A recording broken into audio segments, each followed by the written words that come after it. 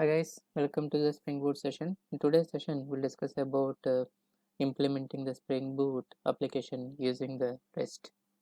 So this is the simple Spring Boot application, and we had a session on how to create a Spring Boot application, simple Spring Boot application, and understanding the basic concepts of dependency injection and IOC in previous session. So if you have not gone through that video, please go through the video, please watch the video, so it will be easy to understand today's session. Okay, in today's session, first discuss about the what is the REST. So when we need to use the REST is a web service, and it will be a way of communicating two systems using HTTP protocol.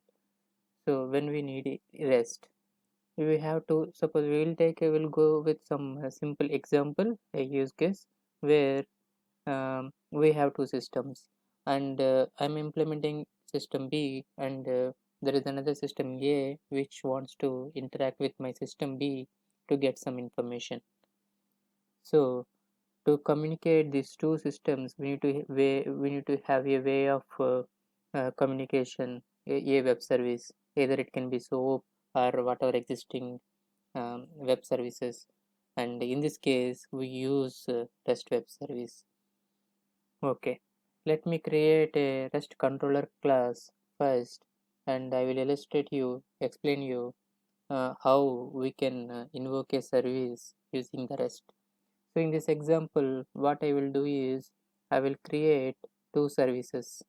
One is adding the user information, and other one is the getting the user information.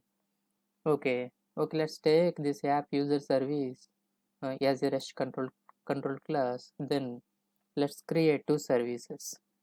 One is to insert the user information, other one is to get the user information. To do that, let me define the services. One is, let's say, mm, insert user details. So this will take two input arguments. First one is something string username, and other one is string country. Let's say we are just inserting a particular user and his country. Let me put the information into a map object. The map we can use here as a kind of a temporary storage. So I will create a map, user details, new hash map. Okay, so we have a hash map here, and let me insert user details, put the user information, both username comma country.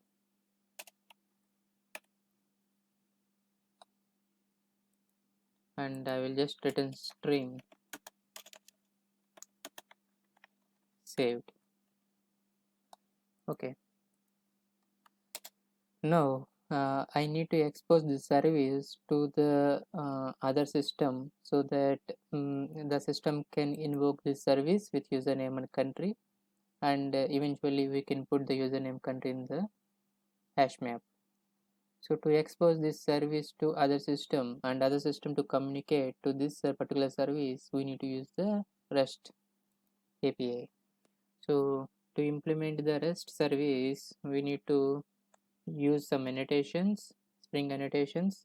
Using that annotation, we can implement the service as a REST service. So the annotations we need to use, first we need to make this class as a controller class. We can do that by using REST controller.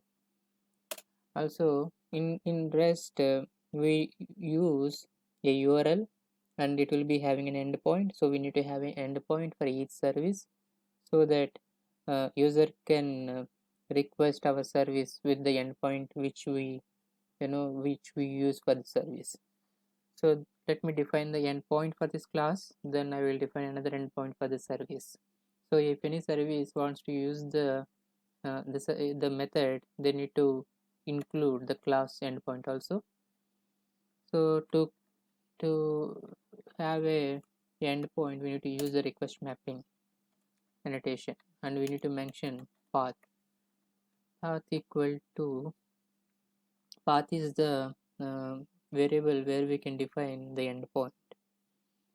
Let me say this user service. Let me create the endpoint as user service, and this particular endpoint, this particular service, if you see, we are posting the data to this service, and we are inserting into the hash map. This is nothing but a post.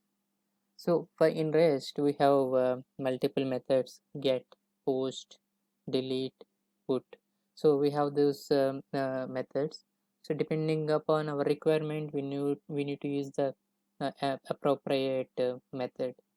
In this case, since we are posting the input data to the service, we need to use post mapping as a notation. Let me say post mapping.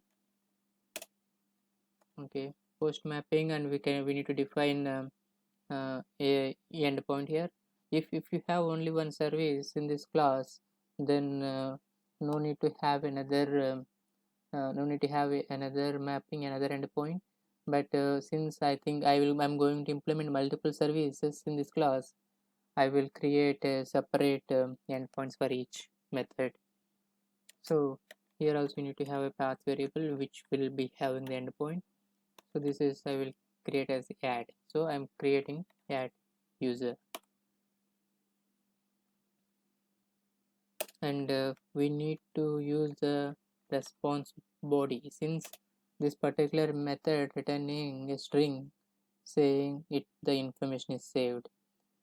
Since so to return the data to the user back, we need to have some conversions. So the response body annotation can be used to convert this information as the required type, and we can show it as a to the end user. So yeah, we implemented the REST service which can add user details, and we created two variables which are the input. And I forgot one thing: when you have the input to the method, we need to have another annotation for the inputs, so that we can bind the input we are receiving from the REST endpoint to the method input arguments. That the particular annotation we need to use is the request param.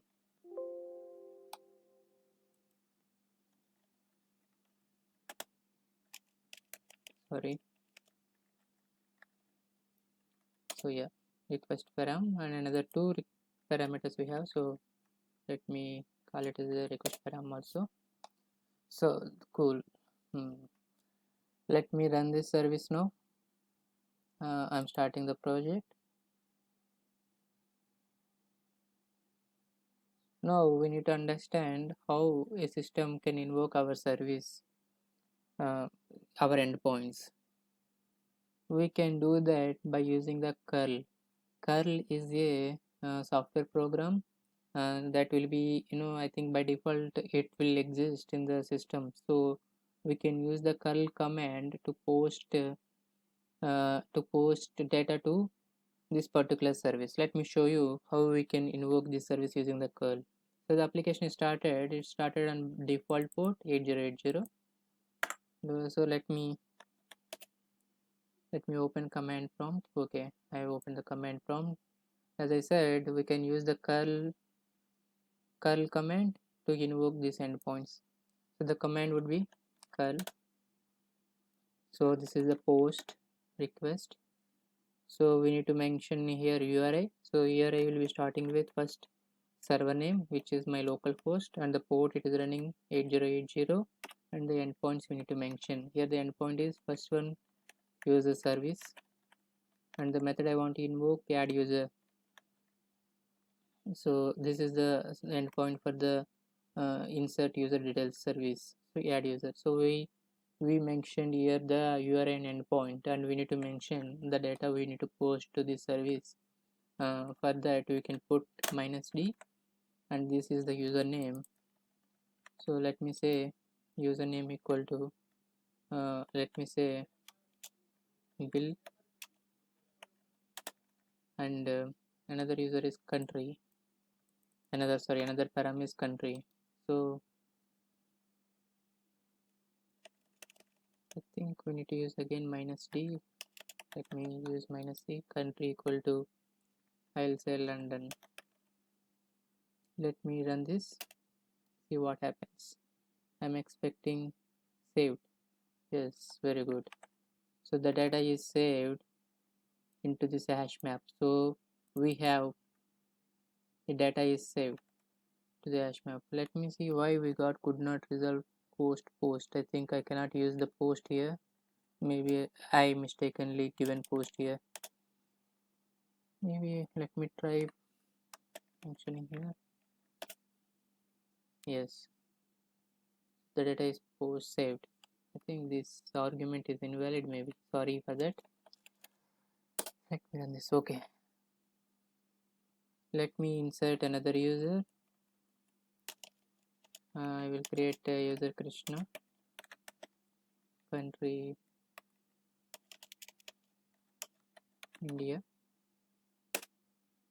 saved. Another user I will create, Ram, country USA. Okay, so now I created 3 users. Let me check whether these users are actually created in this particular hash map. I will create another service which will get all the users we have in this user details. Let me write another service. So okay, now we are getting the information, so we can create a with annotation as get mapping. This is going to return a map. Actually, let me say map string comma string get user details, which is not going to take any arguments. It is returning by default all the inputs. So let me say this is the yeah, it's a get mapping. So I'm using the get mapping annotation, and we need to have a endpoint for this, which will say, I'll say get all users as the endpoint, and the response body is required to convert the map output into the required format. Let's see how that works. What I need is I need to return just map.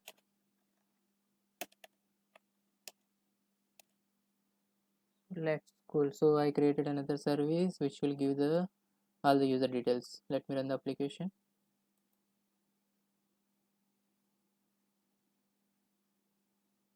Meanwhile, I will try to form the command. So this is again a curl command. Localhost is the server. 8080 user service is yeah, and his user service is the first endpoint in the class. Hopefully I have given the right information. Okay, fine. User service. Then I need to call get all user endpoint to get all the users, and no need to give any arguments. Let me call and see. So it's saying there is no data in the hash map. Okay, let me just put a debug point and let me run this. Okay, sorry, what happened when I have restarted the application, the hash map data is deleted because it's a temporary. So let me run the add user and get all users. Yep, since it is not a kind of temporary, it is a kind of temporary persistence, and the data is removed from the hash map when I restart it. That's why it's showing as the empty string. Sorry for this. Okay, let me first add these users again. Ram USA, everything saved. Krishna India I have saved. Bill London saved. Let me call get all users. I am expecting all three to come. Yes, yeah. Krishna India, Bill London, and Ram USA. So whatever we inserted, we got all the information when you call get user details. And you can observe one thing here we are returning map, but that map is converted into JSON. So what happens? This response body annotation, it will does the conversion and it will show in a JSON format.